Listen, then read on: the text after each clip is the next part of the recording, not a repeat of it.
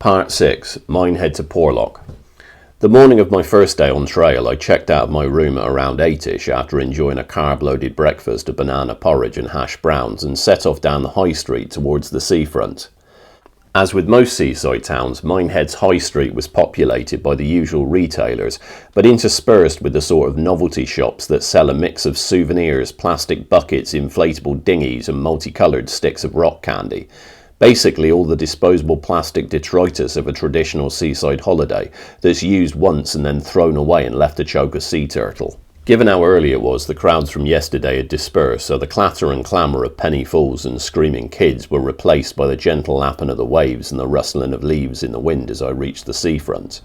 Then I turned left and walked up towards the monument that marks the official start of the path. As soon as I saw it, the anticipation that had kept me up the previous night and the excitement that had kept me buzzing on the trip up just sort of dissipated, and in its place there was this tremendous sense of responsibility. I'd spent the last 9 months or so telling everyone and anyone that I was going to hike the whole of the southwest coast path. It was at least part of the reason that I'd chosen to leave my life in Abu Dhabi and something I'd sunk more than a little cash into, and now it was crunch time. I realised that the moment I walked past that monument, words and good intentions would cease to have any meaning. I'd either finish the path or I wouldn't, and it was entirely up to me. It took a moment for the weight of that to settle and for my inner critic to shut the fuck up and stop catastrophising, but it settled soon enough. One of the great things about hiking is that it simplifies the choices that you need to make. You can either keep moving forwards or turn and go back, sit down and get rained on or get up and find shelter. Choose the path on the left or the one on the right. Nature doesn't judge, and the trail provides no space for ambiguity. You make a choice and you deal with what comes after. I made my choice. I stopped at the monument to take a couple of photos and shoot a short video for family and friends, and then I set off. The first mile or so of the path takes you along the promenade towards the edge of town. Unlike the town centre, this area is mostly made up of Victorian fishermen's cottages arranged haphazardly around the horseshoe-shaped extension of the seawall that makes up a small harbour known locally as the Haven. Despite its diminutive size, the harbour has been in regular use since at least the late 1300s and was once one of the busiest ports in North Devon. However, it's probably most famous for a spectral resident known as Old Mother Leakey. There's a strong tradition of ghost stories like this in the West Country. To this day, the landscape is dotted with tumuli, barrows, stone circles and ancient monuments that cement our connection to the older forms of knowledge. The folklore and superstitions that guided rural and seafaring life for centuries might be hiding under the surface, but they're still here, and stories are often how we engage with them. For example, growing up, I can still remember my mother telling me stories of the drowners, maligned spirits that live in the water meadows and tempt small children with glittering objects before pulling them down to a watery death. The fact is that there's not a town in the West Country that doesn't have at least one haunted building or some spectral connection to the past. Nevertheless, Old Mother Leakey is definitely one of the better-known regional tales. The story goes that she was an elderly widow who lived in Minehead in the 17th century and was famous around the town for her kind and friendly nature. However, after her death in 1634, she began to appear in various locations around the town, even speaking and interacting with some of her old associates before they noticed that she spoke without moving her lips and looked at them with black chasms for eyes. She would take offence at anything she perceived as impolite and even began kicking a local doctor she found discourteous, but her greatest wrath was reserved for her own children. She had a son, Alexander, who was a successful merchant and operated a fleet of ships transporting cargo between Minehead and Ireland, and she would often be seen waiting at the quayside for one of his ships to arrive. When one did, she would take out her whistle and, blowing upon it, would summon up a vicious storm that would take no lives but sink all of her son's ships, along with his profits and eventually his business. Alexander was eventually ruined and his family relegated to a life of poverty, but even today there are sightings of Old Mother Leakey down by the quayside, and it's said that if you listen carefully you can still hear a strange whistling just before a storm breaks. Thankfully, Old Mother Leakey must have considered me courteous enough, as I was able to pass by without being accosted by her apparition, and followed the path through the municipal park at the end of the breakwater, and started up the Switchback Climb that makes up the Culver Cliff Woodland Walk. This is the first steep climb of the southwest coastal path, and while it's certainly not the highest, steepest, slipperiest or most difficult, it's definitely one of the ones I felt most. Despite the training I'd done, I was still getting used to the weight of my pack, and so I was puffing away like Thomas the Tank Engine by the time I reached the top. On the plus side though, I couldn't have asked for a nicer place to do the first climb. Culver Cliff Woods are both vaguely Paleolithic and exceptionally welcoming. Whereas the trees and a lot of the other woodlands I walked through seemed to loom over you, here they hovered protectively, a bit like a parent covering their child with an umbrella. When this cover did begin to break, it gave way to a dappled mixture of sunlight and shade projecting onto a thick bedding of bracken and ferns. It's hard to describe how good it felt to be truly immersed in nature again. Not on a day hike or a weekend trip, but properly outdoors, away from civilization. Honestly, it was the first time that I had felt truly free for years. For the better part of that first climb, I was firmly in the grip of the hiker's high. If you've not heard the phrase before, it describes an almost narcotic feeling of elation on the first few days of a trip, when the fresh air is palpably intoxicating and the fatigue has yet to kick in. I'd felt it a few times before, but it had been a while since I'd ridden the Green Dragon, and I enjoyed every minute of it. Better still, it didn't end with the climb. Once that first ascent was over, I was greeted by the expansive purple heathland that marked the entry to the Exmoor National Park.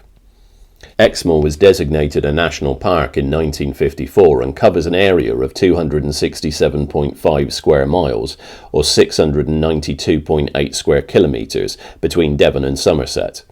The park is chock full of wildlife, plant life and sites of special scientific interest, but it's most famous for three things: standing stones, ponies and semi-mythical beasts. Most of the standing stones are inland, so you won't see them on the path itself, but if you did want to take a quick diversion, the three most famous are the Porlock and Withypool stone circles and the Long Stone on Challacombe Common. Like Stonehenge, there are hundreds of theories as to why prehistoric peoples built them, but they must have had a reason because they built them strong enough to last until today.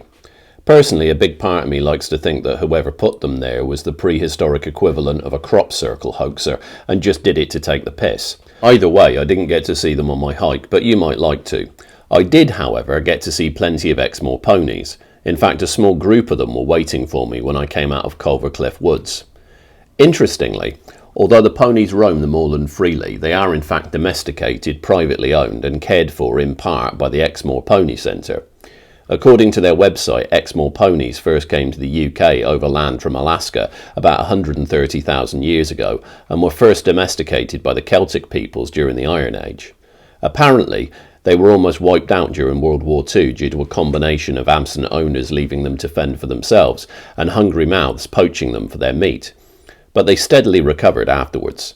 There's about 500 of them on Exmoor now, so they're a reasonably common sight. On the other hand, something you're unlikely to see while you're there is the beast of Exmoor.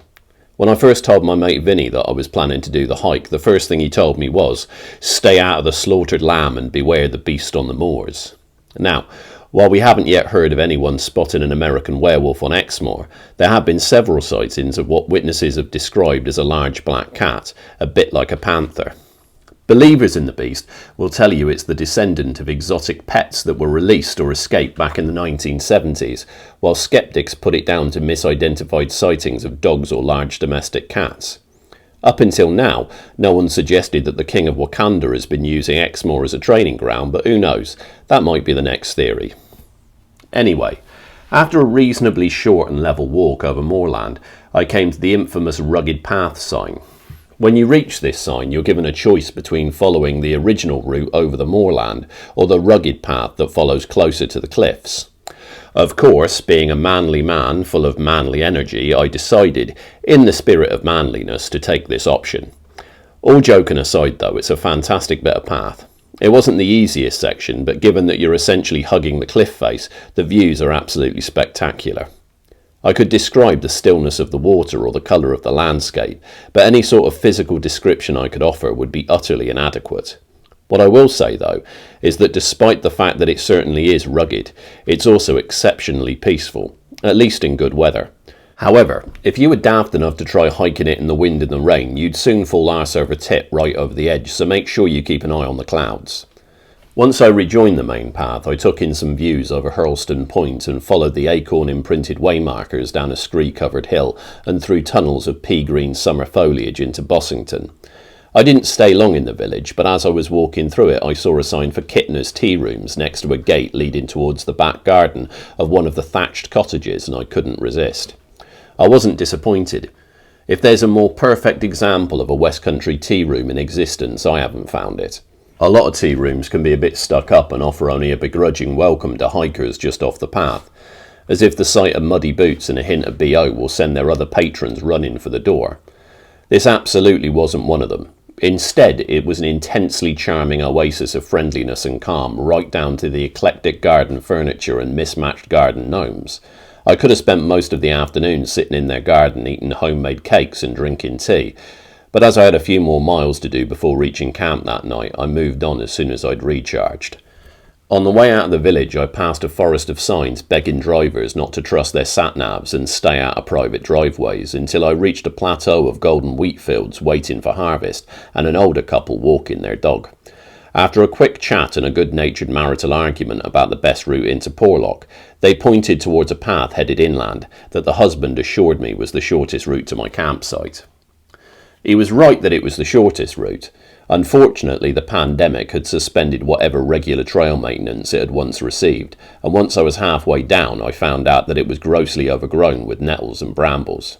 If you're not from the UK, you might not be familiar with these two plants, but trust me when I tell you that they're the bane of hikers' lives over here. Nettles have almond-shaped leaves covered in stinging barbs and tend to grow in clumps about 1 to 2 meters high along the sides of fields and pathways. If they come into contact with unprotected skin, they'll give you a rash of red and white welts that hurt like buggery for about 10 minutes. The Bottle Inn in Marshwood, Dorset, actually holds an annual nettle-eating contest, but I've done my best to stay away from them ever since I'd fallen out of a tree into a thicket of the bastards at the age of 7. I wouldn't say they're as bad as something like poison oak or poison ivy, but you certainly know that you've been stung. Thankfully, though, they often grow alongside the dock plant, so if you do get stung, all you need to do is grab a dock leaf, spit on it, crush it up and rub it where the welts are. It doesn't work immediately, but it'll take care of it soon enough. Brambles, on the other hand, have long thorny stems that tend to stick out along pathways and dangle over you at shoulder height. When they're not tripping you up or snagging your trousers, they tend to grip onto hats and rucksacks with a Velcro-like tenacity. On the other hand, they're generally full of blackberries in the summer, so they're not all bad. While the path to Porlock wasn't exactly machete-worthy, I did get a few more snags and stings than I'd like, so it was nice to see the tarmacked road that led up to my campsite. I stayed at a site called Sparkhays that night, which was really just a farmer's back garden with a basic shower block to one side. Nevertheless, it was clean, sheltered, and had a common area furnished with a collection of ramshackle second-hand chairs that screamed countryside chic. More importantly, it was walking distance from the pub. So, after pitching up for the night, I took myself off for a well-deserved pint before returning to camp with a curry pot noodle and a cheese and onion pasty for dinner. I grant you that it hardly made for a dinner of champions, but the hiker's high from earlier was starting to wane and I needed to get something down my neck before collapsing. I could already tell that the adrenaline that had kept me up the night before had ceded ground to the satisfied exhaustion that follows a full day on the trail, and I knew that getting to sleep wasn't going to be a problem tonight. That was going to serve me well the following day, as the section to Lynmouth was epic, and that is what I shall tell you about next time. Take care.